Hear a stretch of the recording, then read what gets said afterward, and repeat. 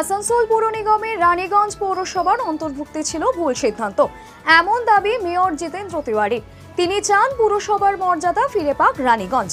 তবে বর্তমান মেয়র বিধান উপাধ্যায় উন্নয়নের দাবি করেন। বিধায়ক তপসী ব্যানার্জি মন্তব্য করতে নারাজ।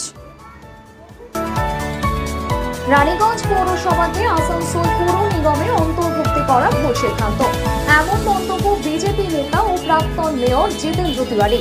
তিনি চান পুরনো পৌরসভা ফিরিয়ে আনা হোক। বর্তমান মেয়র বিধান উপাধ্যায় জানান, বরাদ্দ বেড়েছে, উন্নয়ন হচ্ছে, রাস্তাঘাটের কাজ চলছে। বিধায়ক তাপসী ব্যানার্জি এই প্রসঙ্গে প্রতিক্রিয়া দিতে চাননি।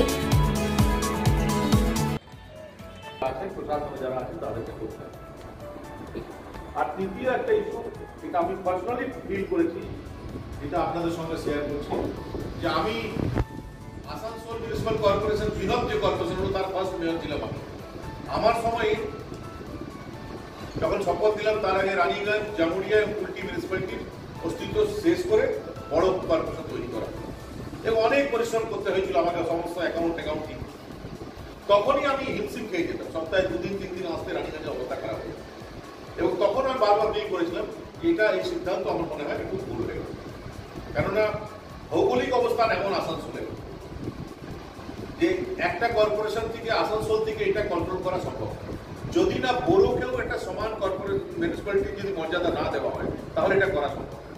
যদি আলাদা আলাদা মিউনিসিপ্যালিটিকে যদি কর্পোরেশন করতে হয়, তাহলে বড় চেয়ারম্যান যে থাকবে তাকে চেয়ারম্যানের ক্ষমতা দিতে হবে, তাকে ফিনান্সিয়াল পাওয়ার দিতে হবে, যাতে সে নিজে সিদ্ধান্ত নিতে পারে কোন কাজগুলো করবে, নিজে যাতে টেন্ডার করাতে পারে, নিজে ওয়ার্ক অর্ডার দিতে পারে।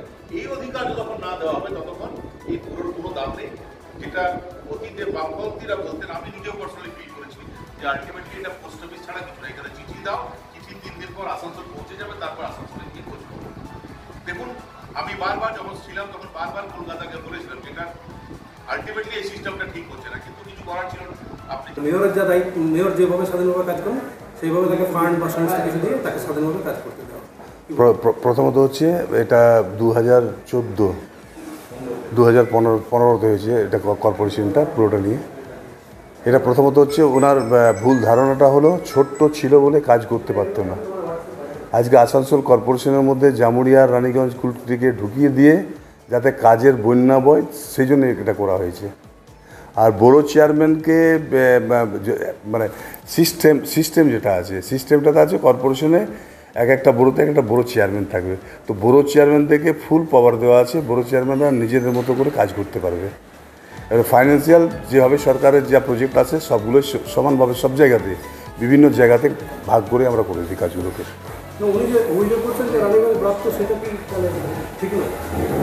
দেখুন, বলার কিছু নেই, উনি উনার মতন করে বলছেন, কারণ থাকতে হবে তো, মানে ধরুন চ্যানেল আসতে হবে, প্রচারে থাকতে হবে, উনার মধ্যে বলছেন।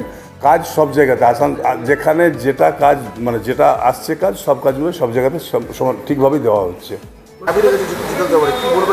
দেখুন, এটা তো আমার ওর এই এত মানে দুর্গম্ভীর কথার জবাব আমার পক্ষে নেওয়াটা আপনার ঠিক হবে না। আরও উঁচু লেভেলে আপনার জবাবটা নিতে হবে, কারণ আমি এই লেভেলে জবাব দেওয়ার মতো আমি অধিকারী নই। আর দ্বিতীয় বছর রাজ্য সরকারের কাছে দাবি করতে হবে। রাজ্য সরকার এই জামুরিয়া, রানীগঞ্জ এক করেছিল আরও বেটার পরিষেবা দেওয়ার জন্য। এখন পরিষেবা পাচ্ছে কি পাচ্ছে না, সেটা আপেক্ষিক ব্যাপার। আমার কাছে পরিষেবা পাচ্ছে, আপনার কাছে পরিষেবা পাচ্ছে না, তো ন্যাচারালি আমি তো বিচার করার মালিক নই। বিচার যারা করবো সেখানে